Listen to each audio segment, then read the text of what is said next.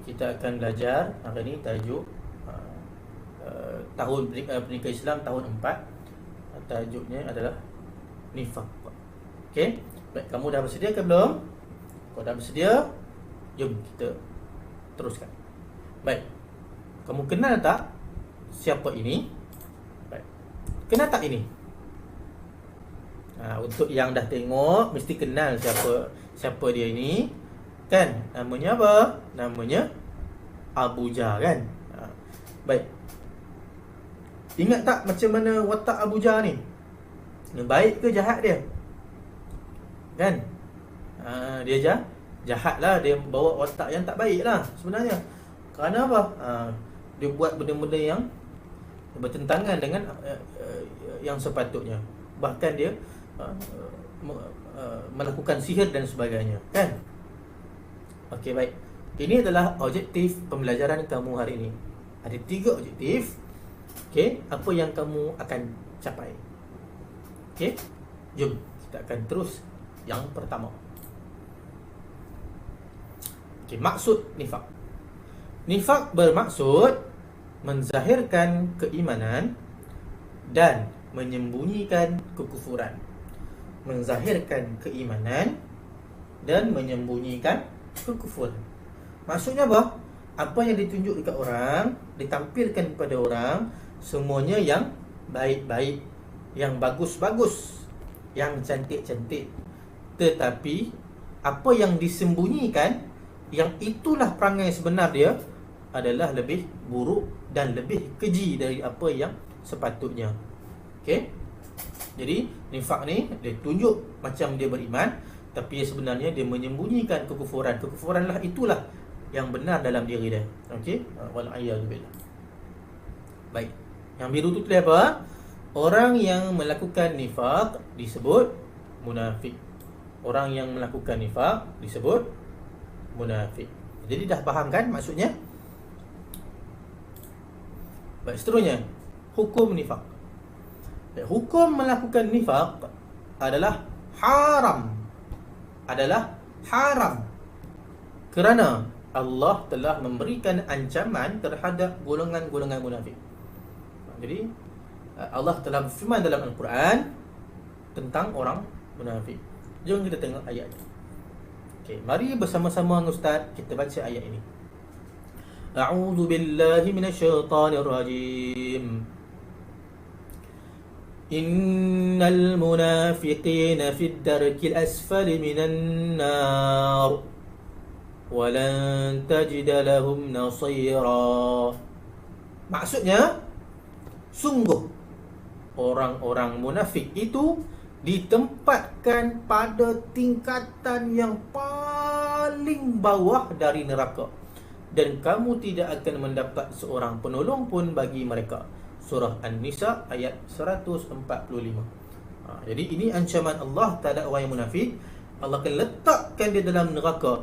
Bahkan bukan setakat neraka dia Allah sebut. Allah sebut tempat yang paling bawah. Maksudnya tempat yang paling azab sekali dalam neraka.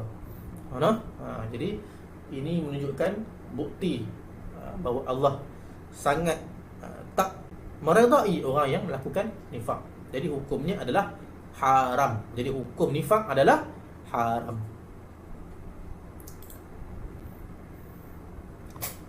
Baik. Sekarang kamu tengok ini pula. Apa yang kamu faham? Kan? Dia tengah duduk dekat bawah pokok.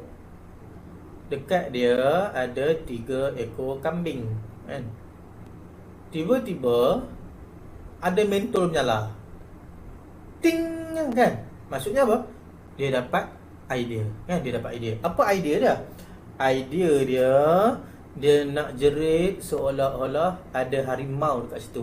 Dia pun tolong, ada harimau, tolong, kan? Dia minta tolong orang. Ni. Jadi adalah 2 orang yang datang, baju ungu dan juga baju kuning ni, kan? Jadi bila ada orang datang, rupanya dia bagi tahu tak ada pun. Harimaunya tak ada pun. Tipu je. Apa berlaku? Dia orang pun marah sangat, kan? Dia orang marah sangat kat dia sebab tipu. Jadi bila macam tu, dia orang pun pergi, dia orang ni pergi kan, dia orang ni pergi. Bila dia orang pergi,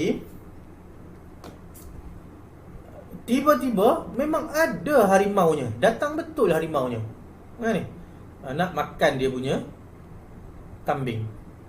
Bila jadi macam tu, dia pun jerit lagi sekali, tolong, tolong, ada harimau kan. Dia pun tak tolong lagi lah, dia cakap lagi sekali.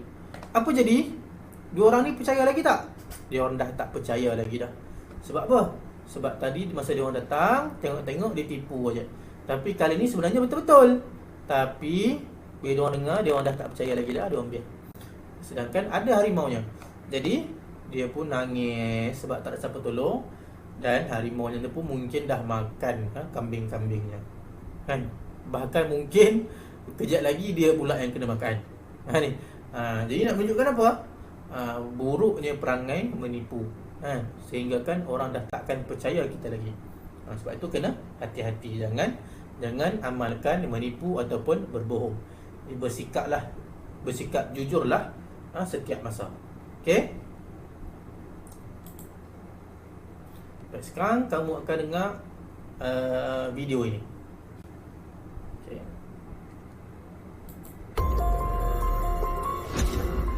Munafik ada dua. Satu munafik akidah, yang kedua munafik perbuatan. Munafik perbuatan ni macam cakap pelawak, cakap bohong. Nah, tu munafik perbuatan. Tu dah kafir, tu berdosa. Jadi selagi munafik kafir, na'udzubillah, iaitu hatinya benci kepada Islam, benci kepada Nabi, benci ke Quran, benci ke hukum Allah, benci hukum hudud, benci orang mengajar, benci kuliah-kuliah agama. Apa atas nama Islam? Sakit hati.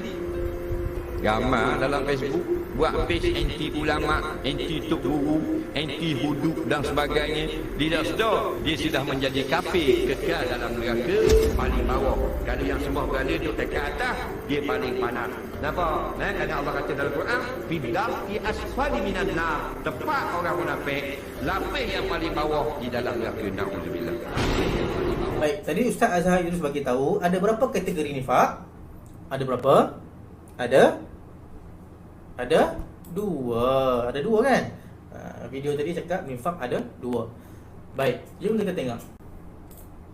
Yang pertama namanya nifak i'tiqad, ataupun tadi Ustaz ada sebut nifak aqidah.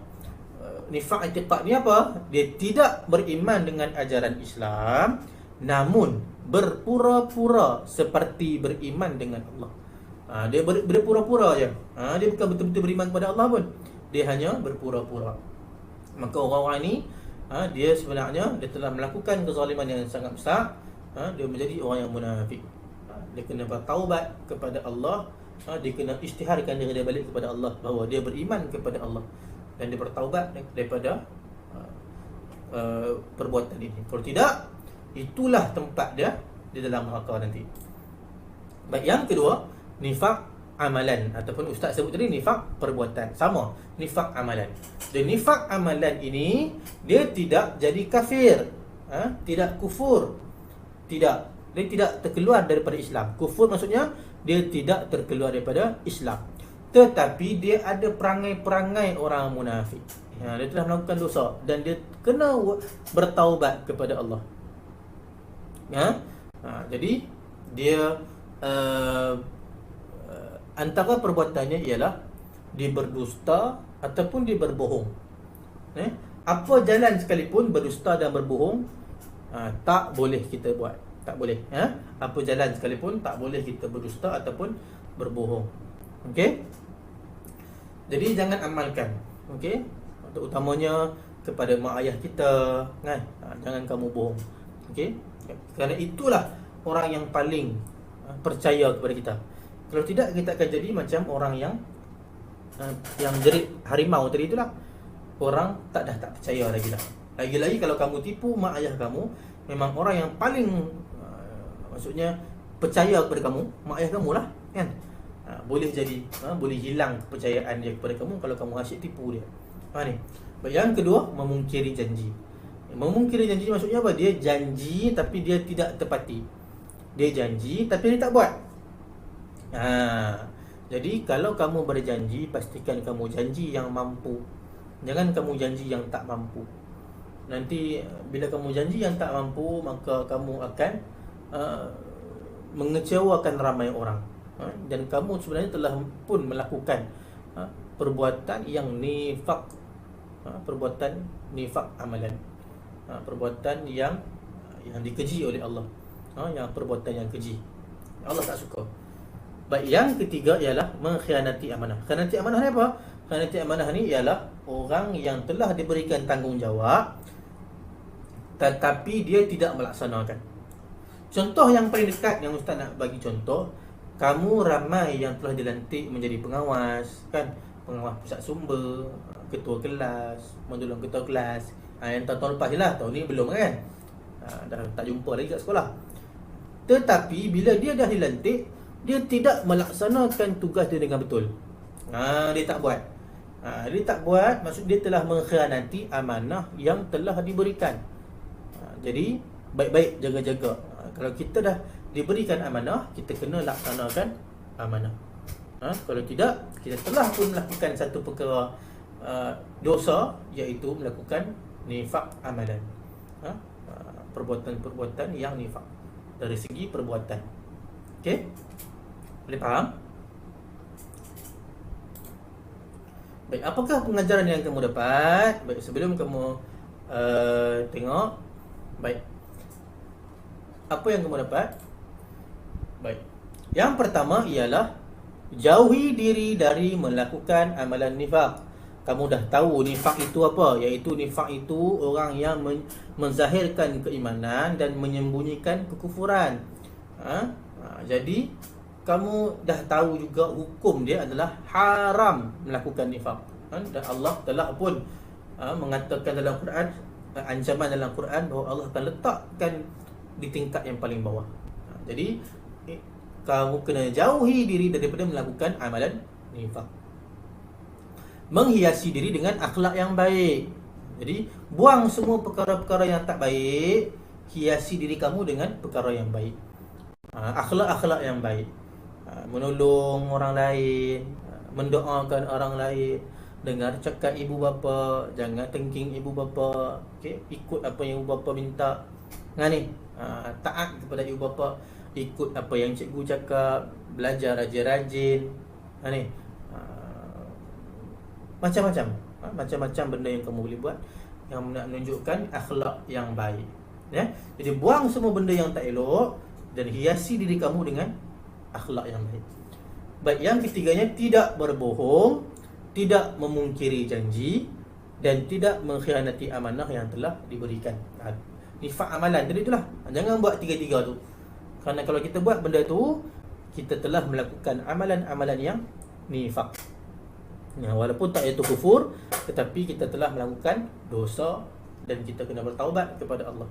Jadi jangan berbohong, jangan orang kata tidak memungkiri, jangan kita memungkiri janji. Jadi maksudnya bila kita janji, kena tepati. Dan juga jangan mengkhianati amanah yang telah diberikan. Bila kita dapat sesuatu tanggungjawab, kita kena laksanakan. Tahniah.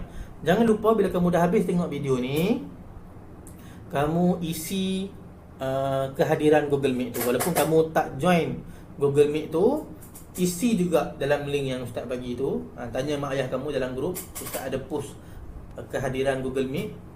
Isi, menunjukkan kamu hadir juga. Walaupun kamu tak hadir masa Google Meet hari tu, kamu dah tengok video ni, maksud kamu dah hadir dalam pembelajaran, hadir dalam pembelajaran Ustaz minggu ni. Jadi tolong isi. Okey?